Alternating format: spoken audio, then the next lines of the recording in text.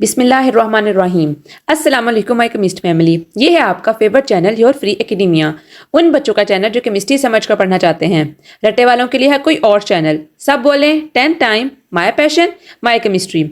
Now study time starts. Okay बच्चों, कल के लेक्चर में हमने इंट्रोडक्शन लिया था बेसिकली केमिकल इक्विलिब्रियम के बारे में। हमने स्टडी किया था केमिकल इक्विलिब्रियम क्या होता है और उसकी टाइप्स पढ़ी थी रिएक्शंस की, रिवर्सिबल रिएक्शन कैसा होता है और इरिवर्सिबल रिएक्शन कैसा होता है। आज हम यहीं से अपना लेक्चर कंटिन्यू करेंगे। तो बच्चों, लेक्चर स्टार्ट करने से पहले मैं आप सबसे रिक्वेस्ट करती हूँ कि वीडियो को लाइक करें, एक अच्छा सा कमेंट करें, चैनल को लाजमी सब्सक्राइब करें और बेल आइकन को भी प्रेस करें ताकि नई आने वाली वीडियो अब तक फौरन पहुंच जाए। ओके बच्चों, कल हमने रिवर्सिबल और इरिवर्सिबल रिएक्शन कंप्लीट कर लिया था। अभी हमारा टॉपिक जो है वो काफ़ी ज़्यादा रहता है। मैं कोशिश कर रही हूँ कि इसको अलग अलग वीडियोस में एक्सप्लेन करूँ ताकि आपको अच्छी तरह समझ आ जाए। तो बच्चों, लेक्चर स्टार्ट करते हैं। ये आज के लेक्चर में हम बेसिकली समझेंगे डायनामिक इक्विलिब्रियम के बारे में। हम 2 एग्जांपल्स लेंगे और उसके हिसाब से हम समझेंगे कि डायनामिक इक्विलिब्रियम कब एस्टैब्लिश होता है, रिवर्सिबल रिएक्शन में होता है कि इरिवर्सिबल रिएक्शन के अंदर होता है। सबसे पहले जो एग्जाम्पल है वो हमारे पास है हाइड्रोजन आयोडाइड की। जो हाइड्रोजन आयोडाइड होती है बच्चों, वो कलरलेस गैस होती है और ये कैसे बनती है? Bye combination of hydrogen plus iodide on heating. ये हमारे पास एक सिंगल स्टेप रिएक्शन में बन रहा है और जो रिएक्शन जो हमारे पास प्रोडक्ट की तरफ जा रहा हो तो उसको हम कहते हैं फॉरवर्ड रिएक्शन, जिसके अंदर जो रिएक्टेंट्स हैं वो कन्वर्ट हो रहे हैं किसके अंदर? प्रोडक्ट्स के अंदर, तो उसको हम कहते हैं फॉरवर्ड रिएक्शन। लेकिन एट द सेम टाइम क्या हो रहा है कि इसका रिएक्शन पॉसिबल है ऑपोजिट रिएक्शन के अंदर, मीन रिवर्स रिएक्शन के अंदर। उसके अंदर क्या होता है, जो हाइड्रोजन आयोडाइड होती है वो कन्वर्ट कर जाती है हाइड्रोजन गैस के अंदर और आयोडाइड गैस के अंदर। अगर हम इसी रिएक्शन को कंप्लीट करके लिखें, मींस कि हम इन अ सिंगल स्टेप लिखें रिएक्शन को 2HiH2 प्लस I2, क्या ये लिखना पॉसिबल नहीं है? या इस तरह भी लिख सकते हैं हम H2 plus I2 goes to 2Hi। क्योंकि अभी हमने पढ़ा है कि हाइड्रोजन और आयोडाइड आपस में मिल रहे हैं तो हाइड्रोजन आयोडाइड बना रहे हैं on heating. At the same time अगर हम हाइड्रोजन आयोडाइड को हीट कर रहे हैं तो क्या हो रहा है? वो कन्वर्ट हो रही है किसके अंदर? हाइड्रोजन के अंदर और आयोडाइड के अंदर। तो बच्चों, इसका मतलब क्या हुआ? ये हमारे पास कौन सा रिएक्शन है? ये हमारे पास है रिवर्सिबल रिएक्शन। अब यहां पर जो चीज समझने की है ना बच्चों, वो है कि इसकी कंडीशंस क्या है। सबसे पहले तो समझ लो आपने एक फ्लास्क लिया है, ठीक है? फ्लास्क जो है वो ऊपर से कवर्ड है, मीन सील्ड है। अगर तो फ्लास्क यहां पर सील्ड नहीं होगा तो रिएक्शन हमारे पास नहीं होगा, क्योंकि आपको पता है हाइड्रोजन भी एक गैस है और आयोडाइड भी गैस है। हाइड्रोजन और आयोडाइड जो होगी वो दोनों क्या करेंगी? वो इवेपोरेट करेंगे, यहां से रिलीज आउट हो जाएंगी, तो रिएक्शन नहीं होगा। और आपने इन दोनों क्या किया है?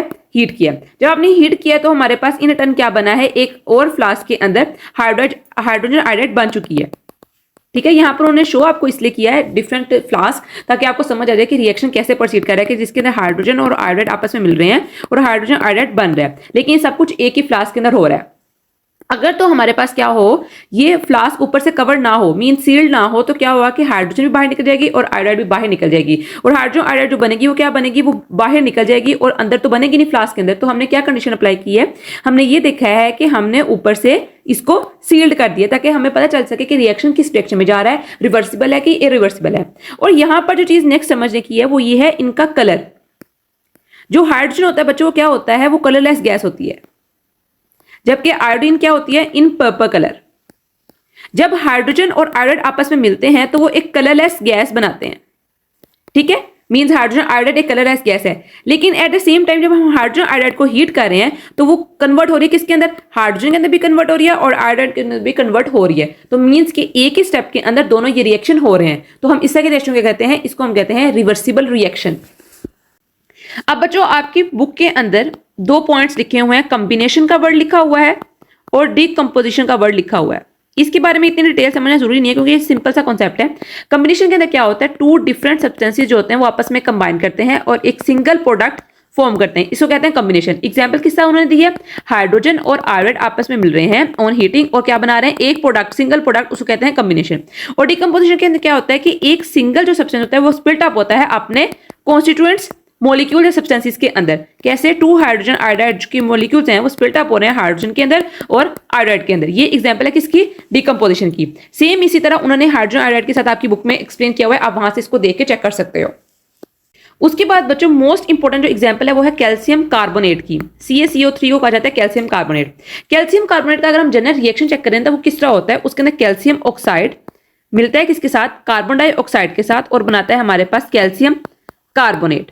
अब इसकी भी टू कंडीशंस है। In the absence of covered sealed, मतलब कि आपका जो फ्लास्क है वो कवर्ड नहीं है, मींस कि उसके ऊपर जो है कोई भी आपने कवर नहीं लगाया हुआ, उसकी प्रेजेंस के अंदर क्या होगा और उसकी एब्सेंस के अंदर क्या होगा, दो कंडीशंस होंगी और दो तरह के रिएक्शन होंगे। अभी हम देखते हैं इसको। तो देखो बच्चों, यहां पर मैंने 4 डिफरेंट टाइप्स ऑफ फ्लास्क बना दिए।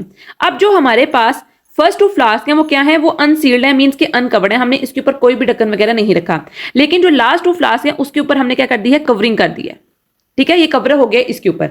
अब हमने देखा है कि रिएक्शन इसके अंदर कैसे हो रहा है। अब देखो, सबसे पहले हमने देखना है कैल्शियम कार्बोनेट तो हमने बना लिया, ठीक है, CaCO3 हमारे पास बन चुके, जो मैंने अभी आपको रिएक्शन में समझाया। अब CaCO3 को जब आप हीट करोगे ना, तभी वो स्प्लिट अप होगा किस चीज के अंदर, कैल्शियम ऑक्साइड के अंदर, मींस कैल्शियम कार्बन डाइऑक्साइड के अंदर। कैसे, देखो CaCO3 स्प्लिट अप होता है किसके अंदर, कैल्शियम ऑक्साइड के अंदर और कार्बन डाइऑक्साइड के अंदर। और ये हमारे पास कौन सा रिएक्शन है, सॉरी, ये हमारे पास है डिकम्पोजिशन का रिएक्शन। और इसकी कंडीशन क्या है, हीटिंग, मींस कि आपने हीट करना है तब हमारे पास जाके कैल्शियम ऑक्साइड बनेगा और उसके बाद कार्बन डाइऑक्साइड बनेगी। कैल्शियम कार्बोनेट को आपने हीट किया तो क्या हुआ है, स्प्लिट अप हो रहा है किसके अंदर, कैल्शियम ऑक्साइड के अंदर और कार्बन डाइऑक्साइड के अंदर। अब देखो बच्चों, कार्बन डाइऑक्साइड जो होती है वो हमारे पास क्या होती है, वो एक गैस होती है। ये क्या कर देती है, यहां से लिबरेट आउट कर जाती है। लिबरेट का मतलब होता है वहां से निकल जाना, ठीक है। अब यहां से जो फ्लास्क है वो ओपन है, ठीक है। ओपन होने की वजह से क्या हो रहा है कि CO2 जो है वो यहां से बाहर निकल रही है। लेकिन अगर हम टोटली कंडीशन ऑपोजिट कर दें, किस केस के अंदर, यहां पर हमने फ्लास्क को क्या किया, कवर कर दिया। अब जब कैल्शियम कार्बोनेट को आप क्या कर रहे हो, हीट कर रहे हो, तो ये कैल्शियम ऑक्साइड के अंदर और कार्बन डाइऑक्साइड के अंदर कन्वर्ट हो रही है। लेकिन यहां पर देखो आप, कैल्शियम ऑक्साइड भी हमारे पास प्रेजेंट है और कार्बन डाइऑक्साइड भी हमारे पास प्रेजेंट है, ये बाहर नहीं निकल रही है, ठीक है। तो क्या होगा, ये आपस में रिएक्शन करेंगे और इन रिटर्न बैकवर्ड रिएक्शन आएगा और कैल्शियम कार्बोनेट हमारे पास दोबारा बन जाएगा। तो ये बच्चों किसकी एग्जांपल हुई, ये हमारे पास हुई रिवर्सिबल रिएक्शन की एग्जांपल। देखो बच्चों, सिर्फ एक कंडीशन या एक अपरेटस के अंदर आपने चेंजेस किया और आपका रिएक्शन टोटली डिफरेंट हो चुका है। और ये किसकी एग्जांपल है, ये हमारे पास एग्जांपल है इरिवर्सिबल की, ठीक है। अब हम इसी को टॉपिक को आगे लेके समझेंगे कि इस दोनों में से किसके अंदर डायनामिक इक्विलिब्रियम, केमिकल इक्विलिब्रियम जो है वो एस्टैब्लिश होगा और क्यों एस्टैब्लिश होगा। तो बच्चों, फिर केमिकल इक्विलिब्रियम की अगर हम डेफिनेशन देखें, जो कि हमने कल भी पढ़ी थी, वो क्या हुई कि जिसके अंदर रेट ऑफ फॉरवर्ड रिएक्शन जो था वो इक्वल हो गया है रेट ऑफ रिवर्स रिएक्शन के। मींस कि जितनी स्पीड पर आपके पास रिएक्टेंट्स कंबाइन कर रहे हैं प्रोडक्ट बनाने के लिए, उतनी ही स्पीड पर क्या हो रहा है कि प्रोडक्ट जो हो रहा है वो स्प्लिट अप हो रहा है रिएक्टेंट्स के अंदर। और इस स्टेट को कहा जाता है केमिकल इक्विलिब्रियम स्टेट, क्योंकि इसके अंदर जो कंपोजिशन है किस चीज की, रिएक्शन मिक्सचर की कंपोनेंट्स की, वो कांस्टेंट हो चुकी है। मींस कि अगर हमारे पास 2 रिएक्टेंट्स हैं, ठीक है, 2 to 4 हो गए, तो हमारे पास टोटल प्रोडक्ट्स कितने हुए, 4 बने, ठीक है। और सेम इसी तरह यहां पर 4 प्रोडक्ट और स्प्लिट अप हो रहे हैं 2 के अंदर। जितने आपके पास रेट ऑफ फॉरवर्ड रिएक्शन के अंदर प्रोडक्ट मॉलिक्यूल्स हैं, उतने ही आपके जो मॉलिक्यूल्स हैं वो रेट ऑफ रिवर्स रिएक्शन के अंदर बराबर हुए। तो यहाँ पर क्या हुआ, एक केमिकल इक्विलिब्रियम स्टेट होगी, ठीक है बच्चों। अब बच्चों, इक्विलिब्रियम की ना आगे 2 टाइप्स हैं जो आपकी बुक पे मेंशन है। एक को तो आप बेसिकली वैसे फिजिक्स में पढ़ोगे, यहाँ पर उसका इतना नॉलेज नहीं है, लेकिन उन्होंने डेफिनेशन के हिसाब से आपको समझाया हुआ है। और दूसरी जो है वो यही इसका केमिस्ट्री का पार्ट है। एक का नाम है स्टैटिक इक्विलिब्रियम और दूसरे का नाम है डायनेमिक इक्विलिब्रियम, जो कि आपके चैप्टर का भी पार्ट है। मींस कि आपका चैप्टर इसके ऊपर बेस कर रहा है। अब स्टैटिक इक्विलिब्रियम के अंदर क्या होता है बच्चों, स्टैटिक इक्विलिब्रियम के अंदर जो रिएक्शन होता है ना, वो कंप्लीटली स्टॉप हो जाता है, स्टॉप कंप्लीटली। और डायनेमिक इक्विलिब्रियम के बारे में मैंने आपको कल भी बताया था कि डायनेमिक इक्विलिब्रियम के अंदर आपको डिल्यूजन होती है, आपको छलावा सा नजर आता है कि रिएक्शन जो है वो स्टॉप हो चुका है, लेकिन रिएक्शन स्टॉप नहीं होता।